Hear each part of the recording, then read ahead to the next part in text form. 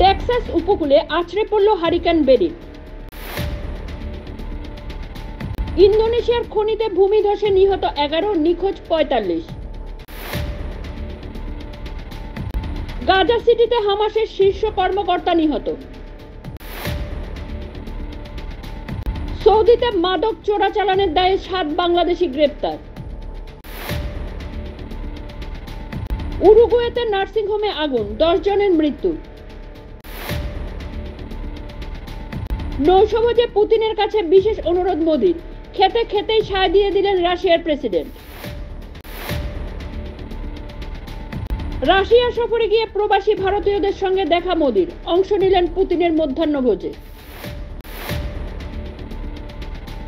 মহিলাকে হিচড়ে প্রায় 1.5 কিলোমিটার নিয়ে যায় শিন্ডে সেনার নেতার পুত্র, 2 বার পিষেও দেন, ফুটেজ পেল পুলিশ। জম্মু কাশ্মীরে কাঠুরায় সেনার কনভয়ে হামলার পাকযোগ, ব্যবহার হয়েছে আমেরিকার অস্ত্র।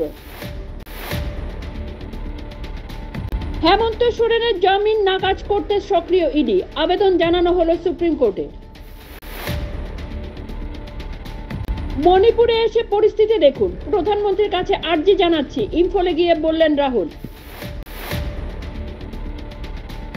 প্রয়োজন ছাড়া বাড়ি থেকে বার হবেন না, মুম্বাইয়ে টানা বৃষ্টির কারণে মুখ্যমন্ত্রী শিন্ডের আর্জি।